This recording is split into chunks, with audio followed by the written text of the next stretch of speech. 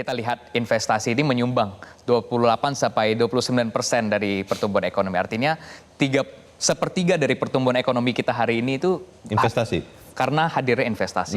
Artinya harus lebih mudah, pajak juga harus, misalkan kalau memang bisa ada kesempatan hari ini kan 11% PPN mungkin bisa dievaluasi, misalnya diturun jadi 10% misalnya untuk menghadirkan insentif. Pak Misbakun udah usul tuh katanya mau dijadikan 10%. Nah itu DPR yang bilang, itu artinya kita menyambut baik usulan-usulan itu. Lihat lagi bagaimana lebih sensitif lebih transparansinya belanja-belanja ataupun pajak yang dibayarkan oleh masyarakat ini untuk belanja yang produktif. Kasih insentif perpajakan pada UMKM.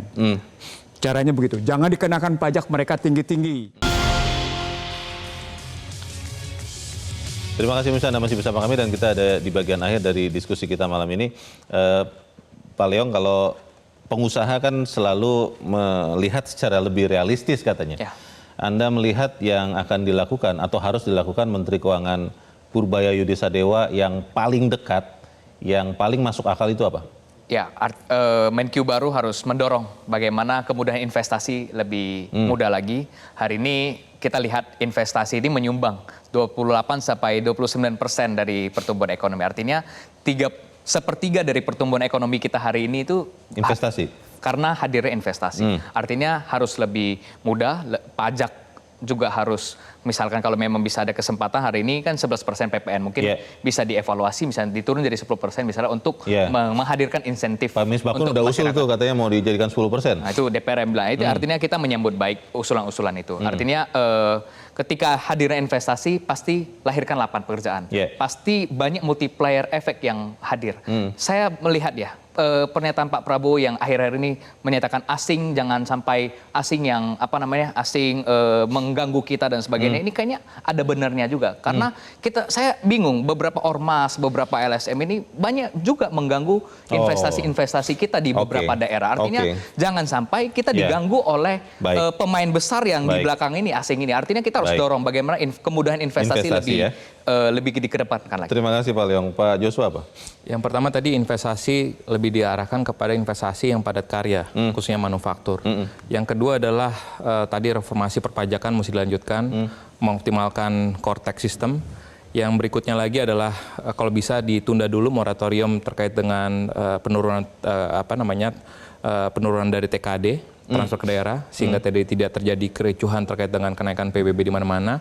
Lalu juga tadi kalau kita bicara berkaitan dengan belanja ya, ini juga sangat klasik. Belanja pemerintah dari tahun jebot sampai sekarang selalu akan berfokus di akhir tahun, dan ini harus siklusnya ini harus dirubah, artinya diputus artinya dari awal tahun harus segera ditingkatkan produktivitasnya dan akuntabilitas ya, sekali lagi bagaimana masyarakat melihat bahwa selama ini ternyata belanja ataupun pajak yang dibayarkan oleh masyarakat selama ini belum terlihat dengan jelas, artinya belanjanya dialokasikan misalkan untuk insentifnya untuk anggota DPR gitu. Artinya harus dilihat lagi bagaimana lebih transparansinya belanja-belanja ataupun pajak yang dibayarkan oleh masyarakat ini untuk belanja yang produktif. Terima kasih Pak Joshua. Bang Nursi. Berhentilah membiayai orang kaya, orang miskin membiayai orang kaya. Caranya satu, kasih insentif perpajakan pada UMKM. Caranya begitu, jangan dikenakan pajak mereka tinggi-tinggi. Satu, yang kedua, tadi insentif pajak pada industri-industri yang memang menyerap lapangan kerja. Jangan sampai industri padat karya ini malah mengalami sunset, malah akhirnya terbunuh. Dua, tiga, yang patut dilihat lagi sekarang, berhentilah memberikan insentif pada korporasi-korporasi besar yang sesungguhnya mereka melakukan kenakalan perpajakan. Dalam tanda petik kenakalan perpajakan. Karena itu akan mengoptimalkan pendapatan pajak. Nah yang paling akhir di sini, kita mesti tahu nih. Singkat saja. Sebagai bagian dari orang yang ada di Komite Stabilitas Keuangan, lakukanlah kerjasama yang baik antara empat pihak dalam rangka berdaulatnya fiskal di Indonesia. Kita aminkan itu dan kita harapkan apa yang kita sampaikan di sini juga mendorong Menteri Keuangan yang baru untuk berhasil melakukan tugasnya. Pak Leong, Pak Joshua, dan Bang Nursi, terima kasih. Dan pemirsa, demikian akhir dari Top Ekonomi untuk malam ini. Saya Leonard Samosir mengucapkan terima kasih untuk kebersamaan Anda. Kita berjumpa lagi Selasa pekan depan. Selamat malam. Jelajahi cara baru mendapatkan informasi. Download Metro TV Extend sekarang.